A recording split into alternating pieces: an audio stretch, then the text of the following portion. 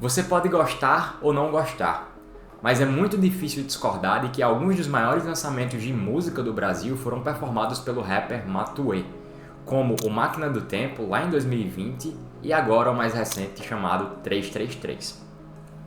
Um ponto muito interessante do Matuê em si é que, além de todos os lançamentos dele atingirem números extraordinários de streams e chegarem em posições altíssimas do top 10, se mantendo lá por um tempo considerável, ele sempre faz algo diferente em relação a o quão estrondoso é cada lançamento que ele faz. Então, assim que ele faz o lançamento, não é só um álbum, uma música, um single, um EP que está sendo lançado, mas existe algo por trás que chama a atenção e faz com que ele alcance esses números incríveis. Mas com tudo isso que eu falei, o questionamento que fica é: mas por que o marketing do Matuê é tão bom? O que ele faz de diferente dos outros artistas que leva ele para esse topo em pouquíssimo tempo? Será que é algo que ele faz dentro do quesito música? Será que é algo que faz dentro do quesito marketing? No geral, qual é o diferencial dele? Será que existe algum fator técnico na visão de marketing ou até marketing digital que faz com que o Matuê alcance esses números estrondosos? E esse é o objetivo desse vídeo, é analisar o lançamento do 333 a partir de um viés super técnico. Então, a ideia aqui é que eu, como profissional de marketing digital e de growth marketing, vou buscar entender quais fatores técnicos levam o lançamento do 333 a ser o maior do Spotify Brasil, vencendo aí outros grandes artistas. Antes de começar o vídeo, eu queria deixar um disclaimer. A ideia aqui não é criticar o álbum em um viés musical, até porque eu não entendo nada de música a ponto de criticar algo de maneira técnica, e sim entender como os conceitos de comportamento humano e de marketing são aplicados para gerar um lançamento do tamanho que foi o 333. Então não espero uma análise técnica das músicas aqui ou um react, nem vou entrar no álbum, mas sim analisar o poder do lançamento do Matuê. Antes de a gente entrar no processo do lançamento do álbum em si e avaliar a partir de visões técnicas, eu gostaria de passar por alguns conceitos prévios que vão nos ajudar a entender o porquê do lançamento do álbum ter sido desse tamanho. E para começar, eu queria entrar no conceito de viralização, ou como o próprio autor do livro que vou falar aqui chama, epidemias. Para você entender como algo surge de um lugar e ele alcança várias pessoas através daquela visão de boca a boca, é necessário entender esses três fatores, que são os fatores que o autor Malcolm Gladwell traz no livro O Ponto de Virada. O primeiro fator para que uma ideia viralize, segundo o autor, é chamado de a regra dos eleitos. Então, por mais que pareça que a viralização ocorra daquele viés exponencial, isto é, algo é lançado, uma pessoa ouve, essa pessoa compartilha com duas, que vira 4, que vira 8, 16 e assim vai. Segundo o autor, não funciona muito bem dessa forma. Existem núcleos que são rodeados de pessoas com características específicas que faz com que as coisas viralizem. Então, ao invés de uma pessoa passar para duas que vai passar para 4, é uma pessoa que tem o poder de criar a viralização de uma mensagem. Então, nesse caso, a mensagem nem importa tanto, e sim quem passa. Por isso que é chamado de regra dos eleitos. Existem pessoas, características específicas, que fazem com que elas tenham esse poder de viralizar algo. Hoje, um exemplo bem claro disso são os próprios influenciadores, ou pessoas ali que têm grande influência de mídia e fazem com que sua mensagem viralize. O segundo ponto é o fator de fixação. O fator de fixação é a mensagem em si. Para que uma mensagem tenha o poder de viralização, ela precisa cumprir alguns outros fatores, que também são falados no livro Ideias que Colam. E quando olhamos para esses fatores e vemos que uma mensagem cumpre eles, existe uma grande facilidade para que a mensagem consiga ser viralizada caso cumpra outras visões, que é essa aqui que eu estou mostrando para você. Então, o que são esses fatores? Para que uma mensagem viralize, segundo aí essa mescla entre dois livros, o Ponto de Virada e o Ideias que Colam, a mensagem precisa ser simples, ela precisa causar uma surpresa, isto é, você precisa ter um choque em entender aquela mensagem para que ela fixe na sua cabeça. Ela precisa ser concreta, é simples de descrever algo concreto. Ela precisa passar credibilidade, ela precisa evocar sentimentos e finalmente ela precisa estar atrelado a relatos ou, de uma maneira mais simples, histórias. E aí a gente parte para o último fator, que é o poder do contexto. Sabendo que existem pessoas com o poder de levar uma mensagem mais longe e existe uma estrutura na mensagem, na ideia, no produto que faz com que ela vá mais longe, existe o terceiro fator, que é o próprio contexto em que aquela mensagem está inserida, precisa ser condizente para que ela se espalhe. Essa visão do poder do contexto surge de uma teoria chamada a teoria da janela quebrada, que mostra que em bairros onde uma janela está quebrada e ela não é consertada, faz com que um sentimento anárquico expanda a partir daquela janela. Então, por exemplo, se existe um prédio onde a janela está quebrada e aquilo é normalizado, outras janelas irão aparecer quebradas no mesmo prédio. Posteriormente, no próprio bairro em si, mais janelas irão aparecer quebradas, porque aquilo foi normalizado. E um sentimento de anarquia, um sentimento ruim em relação àquele local, pode surgir a partir desse contexto. Claro que a teoria não é 100% fiel a essa visão, mas o que você precisa entender aqui é que é necessário criar um contexto específico para que uma ideia se espalhe. Então, olhando para esses três fatores, primeiro, a regra dos eleitos, as pessoas. Segundo, o fator de fixação, a mensagem. E terceiro, o poder do contexto, o ambiente, você consegue entender o que faz uma mensagem viralizar. E lembre-se, aqui nós estamos falando de música. Depois de passar por esses fatores que fazem uma mensagem viralizar, nós entramos na segunda fase de conceitos aqui, que basicamente é a fórmula de lançamento. Por mais que essa fórmula ficou famosa aqui no Brasil a partir da visão do Érico Rocha, quem criou essa fórmula foi o Jeff Walker, no livro A Fórmula do Lançamento. E dentro desse escopo, ele traz uma visão digital, já ali abordando essa visão mais moderna que nós temos de marketing digital, sobre como funciona o lançamento. E diferente de outras modalidades de vender algo, o lançamento ele cria uma demanda reprimida para que apenas naquele momento haja um boom, seja de vendas, visualizações ou algo do tipo. E o interessante dessa visão do Jeff é que uma fórmula é deixada para que você entenda como um bom lançamento deve funcionar. E partindo desse quesito, nós vamos tentar entender o álbum 333 a partir da fórmula do Jeff. Tá, mas quais são as fases que definem um bom lançamento segundo o Jeff? A primeira fase é o aquecimento. E esse aquecimento, ele não necessariamente tem a ver com o lançamento em si, mas sim com a pessoa que está por trás do lançamento. É quando o produtor de conteúdo, o artista, a pessoa, o influenciador, ele está aquecendo o público, está aparecendo, está se mostrando presente para a sua audiência. E, ao mesmo tempo, está trazendo mais pessoas ali para aquela audiência que ele está construindo. Nesse momento, não necessariamente sabe-se que o lançamento vai ocorrer, mas a fase de aquecimento ajuda a você estar trazendo o seu público mais para perto, para que depois, durante o lançamento, aquela demanda reprimida que eu falei anteriormente seja criada. E depois existe a fase do pré-lançamento, que agora o lançamento já foi definido. Existe essa visão de captação, que no caso do marketing digital são os leads que são captados para serem vendidos ali durante aquele período posterior. Mas, olhando numa abordagem mais generalista, essa fase de pré-lançamento é quando você sabe que ele vai acontecer. Você começa a ser atingido por algumas mensagens que têm a ver com esse lançamento, então não são mais conteúdos genéricos, e sim um lançamento em específico que vai acontecer de alguma coisa.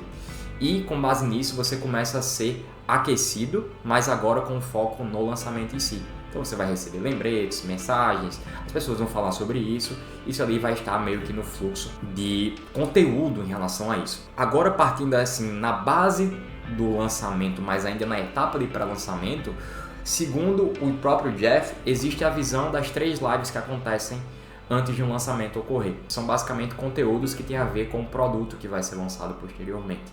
Então, é meio que uma transição entre, eu estou produzindo um conteúdo genérico, agora eu estou produzindo um conteúdo mais específico, e ele vai ficando mais específico, sendo condizente com o problema que o produto posterior vai resolver, chegando agora na etapa de lançamento. Então, eu comecei com conteúdo genérico, eu fui aquecendo meu público com conteúdo cada vez mais específico, até chegar no momento que eu vou lançar um produto que vai resolver ainda mais aquela dor referente ao conteúdo que eu vim criando nos últimos períodos. Depois que o produto é lançado, existe ali uma fase de engajamento durante um período específico, que é aquele momento do lançamento.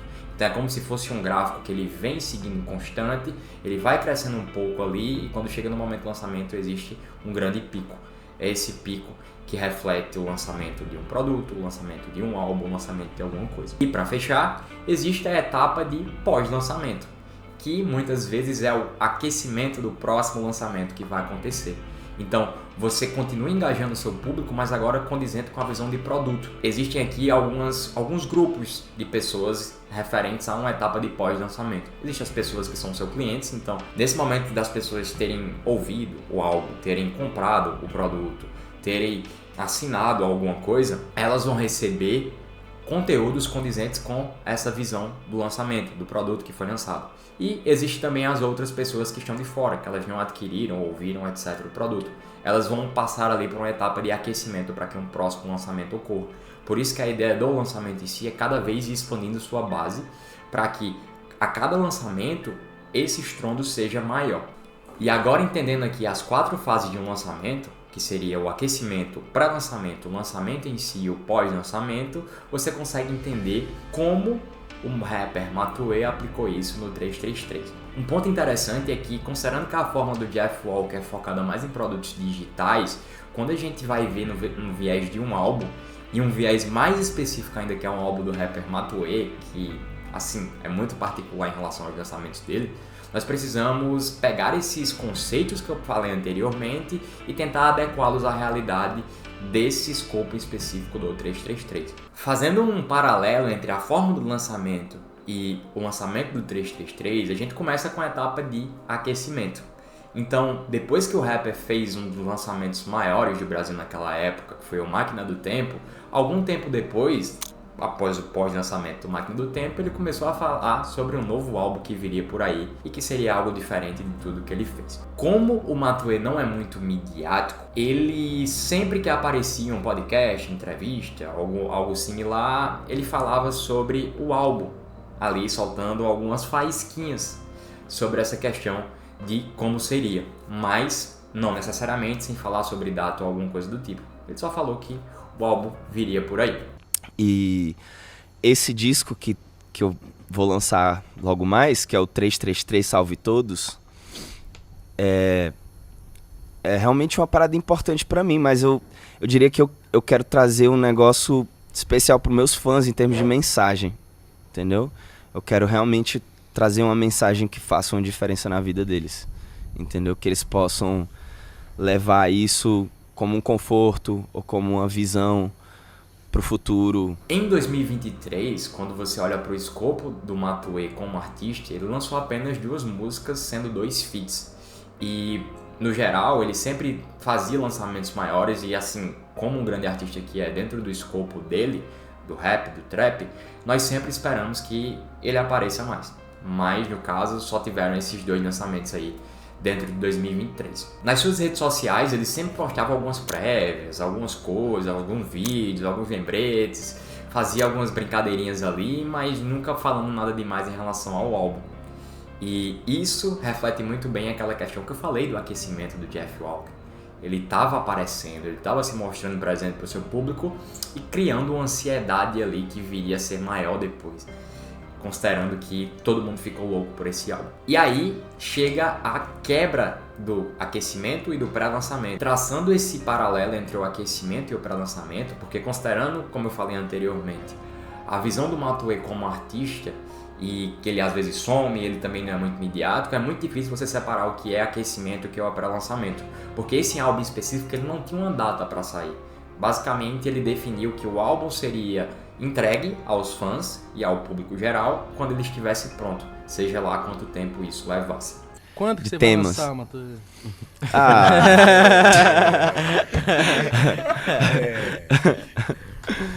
Mano, vai lançar quando estiver pronto, mano. Tá. É isso. E considerando ali a fórmula, é muito difícil você entender o que é aquecimento, o que é pré-lançamento, porque em alguns momentos ali em 2023, os fãs achavam que realmente o álbum iria sair naquela época.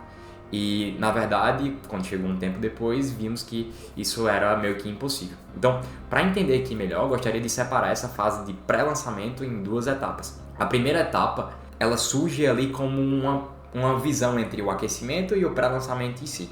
Então, considerando essa estrada até o lançamento em si, a gente tem essa fase 1 dentro do pré-lançamento, que é essa etapa de boatos. Primeiro, surgiram alguns boatos de que o álbum sairia em 2023.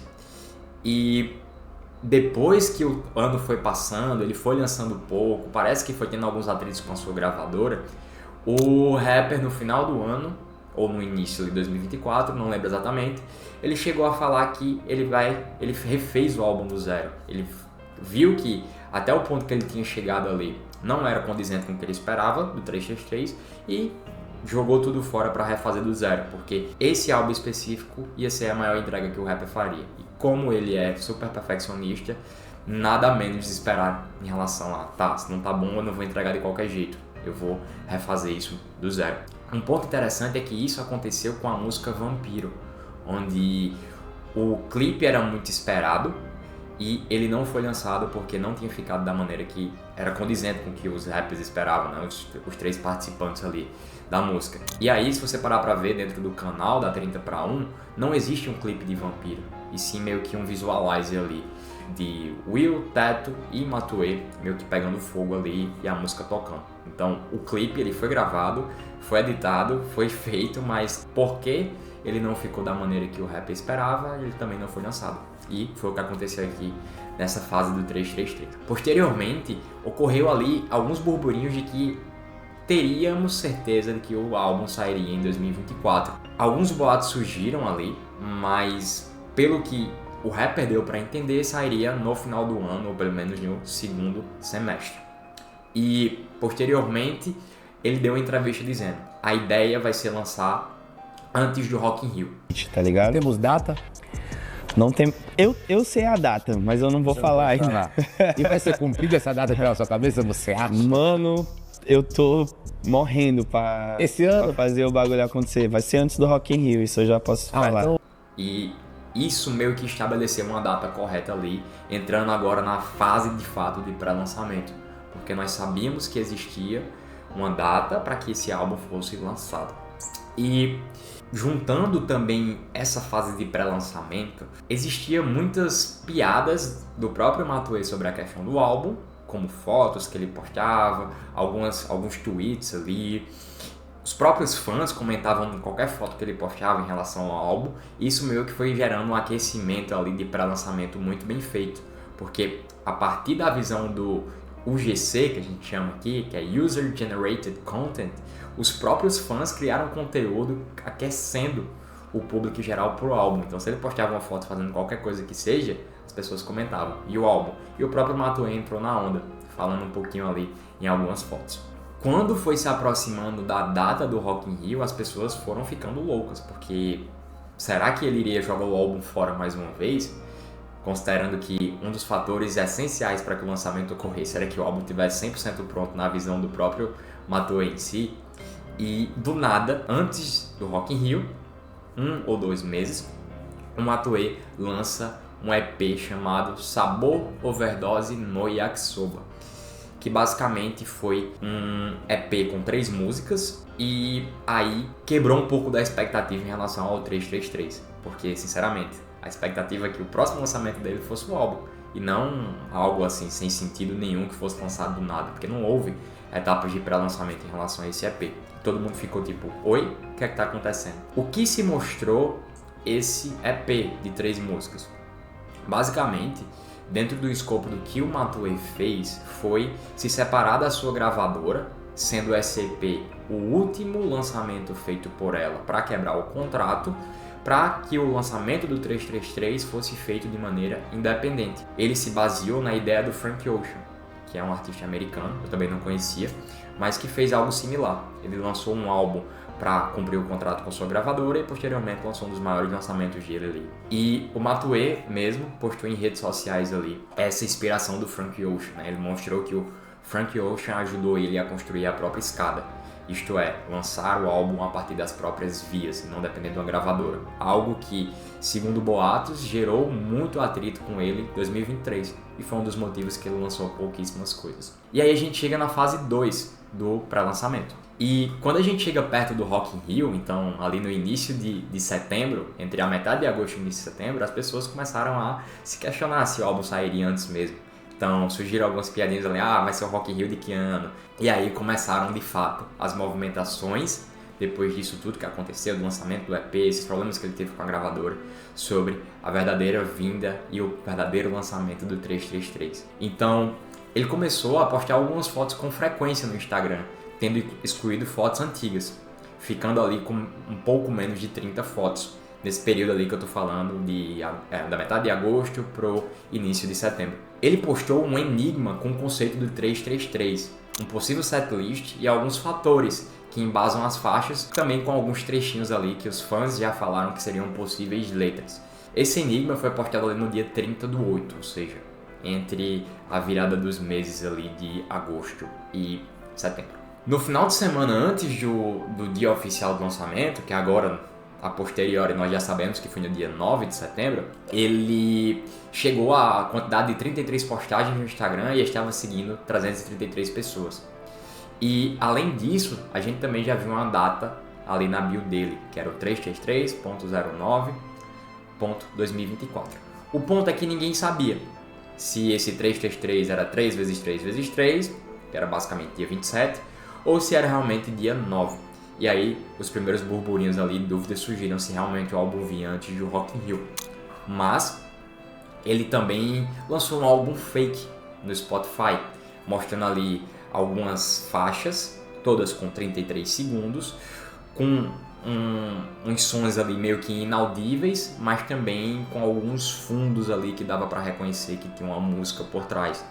E com isso, o pessoal sabia que o lançamento estava muito próximo e com quase 100% de certeza seria no dia 9 do 9. Também ele lançou um documentário ali falando de quem viu depois, né?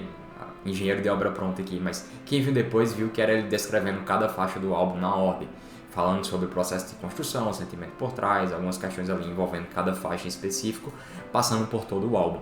Aí chegamos à certeza do lançamento, porque um dia antes do dia 9, ele lançou um carrossel no Instagram, contendo várias fotos ali com a escrita do 333. Isso foi lançado no domingo, né? O dia 9 foi uma segunda.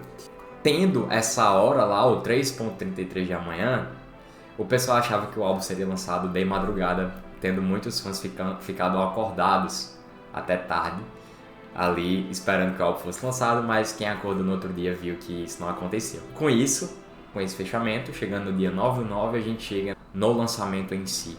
No dia 9 do 9 de 2024, o pessoal já viu que em um lugar específico de São Paulo, o Vale do Anhangabaú, uma grande estrutura tinha sido construída lá. E dentro dessa estrutura tinha alguns telões, né? Ao redor dessa estrutura tinha alguns telões. Esses telões ali já tinham meio que a identidade visual do álbum, então muitos fãs estavam achando que o álbum seria lançado ali de madrugada. Mas na verdade, ele seria lançado posteriormente, não de madrugada, mas sim de meio-dia, que foi quando a live foi aberta no canal da 30 pra 1. Essa live só tinha um letreiro ali, um cronômetro que as horas, em vez de irem diminuindo, chegando no momento do lançamento, elas iam aumentando, o que dificultava para saber ali o momento exato do lançamento em si.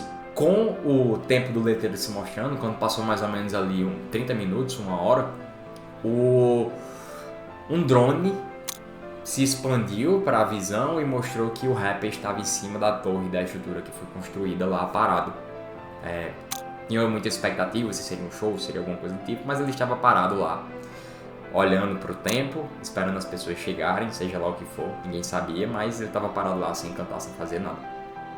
E conforme o tempo foi passando, ele continuou lá parado, como se fosse uma prova de resistência. E aí as primeiras teorias foram criadas para saber que horas o álbum seria lançado, se ele iria fazer um show, o que aconteceria ali.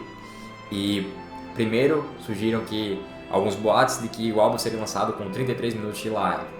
E aí ele nem tinha aparecido nesse momento. Depois às 3h03, nada disso. Até que a live ela chegou ao horário ali de 3 1h33 e 33 segundos da tarde, onde um drone levou um cigarro para o rapper em cima da torre e conforme ele começou a fumar, um show de fumaça era feito ao seu redor ali, a partir daqueles instrumentos que jogam fumaça ali, como se fosse um palco. Do nada, depois de chegar a esse evento, depois de ele estar olhando ali para todo mundo comemorando aquilo, a live acaba. E assim que a live acaba, todo mundo que estava vendo a live no YouTube foi jogado para o canal da 30/1, onde todas as músicas estavam disponíveis. Com esse lançamento acontecendo dessa forma, a partir de uma estrutura que gerou muita expectativa, gerou muita coisa, chegamos no momento de pós-lançamento, que é basicamente depois da live. Então, todos os canais de rap, todos os canais dentro da cena estavam falando sobre o lançamento, tentando fazer o mais rápido possível um react das músicas que já foram lançadas. E lembra que eu falei da regra dos eleitos? É basicamente isso. São essas pessoas que têm esse poder de influenciar as outras pessoas a ouvirem o álbum.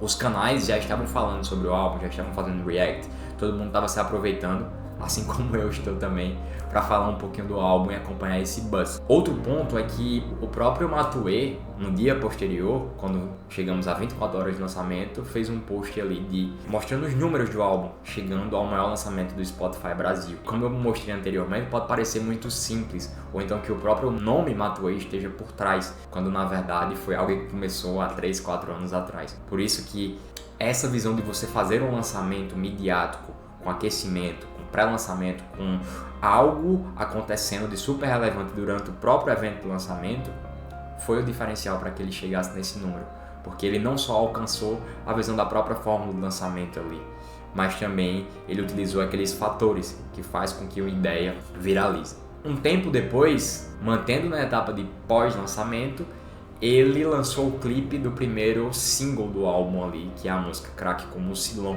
e ele também meio que lançou do Lada, mantendo aí essa etapa de pós-lançamento. Dentro das suas redes sociais, ele continuou ali postando alguns vídeos referentes ao período do lançamento. Se você parar para ver, o paralelo da fórmula do lançamento com o próprio lançamento do Matuê, do 333, é meio difícil de eu colocar lado a lado e entender qual etapa é qual dentro da fórmula. Mas se você parar para ver, a estrutura ela é muito similar, porque existe o aquecimento, existe o pré-lançamento, existe um evento de lançamento e existe o pós-lançamento, que é continuar aquecendo a base ali para consumir o produto que eu acabei de lançar.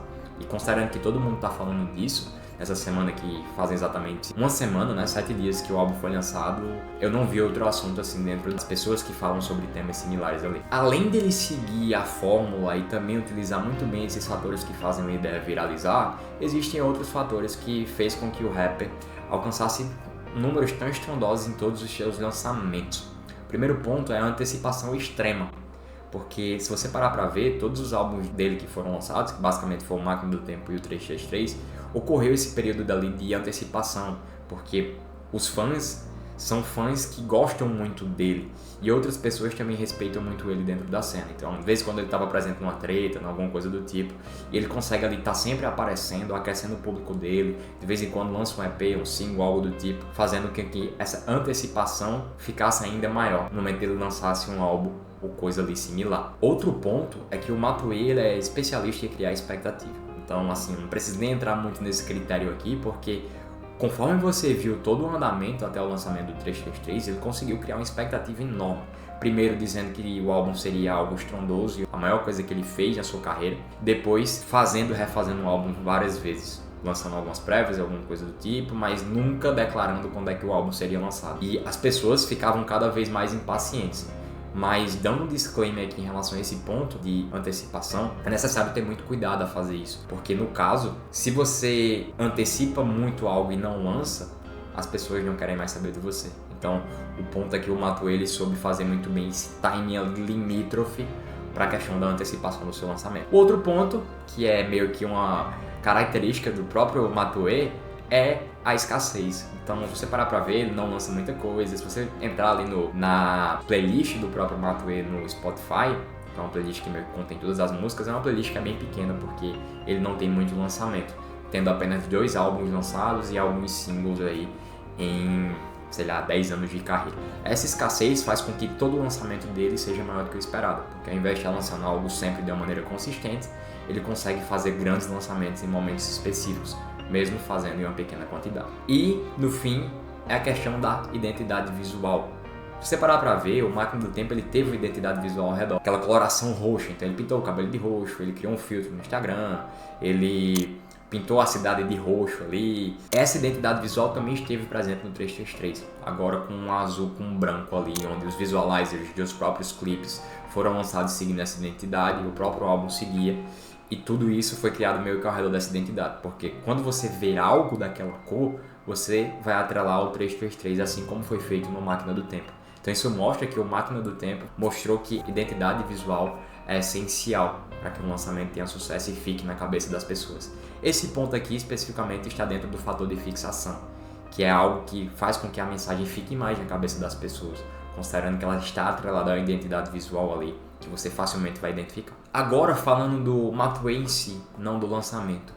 Porque sempre ele consegue alcançar mais do que é o esperado, porque ele sempre consegue bater recordes, alcançar top 10 em seus lançamentos, tudo isso ali dentro do escopo das suas músicas. Olhando para ele como um produtor de conteúdo, olhando para ele como uma pessoa que produz algo para grande massa, existem alguns fatores aqui que eu separei, que assim, chamam minha atenção e que realmente, se você gosta ou não gosta dele, é muito difícil discordar desses pontos aqui.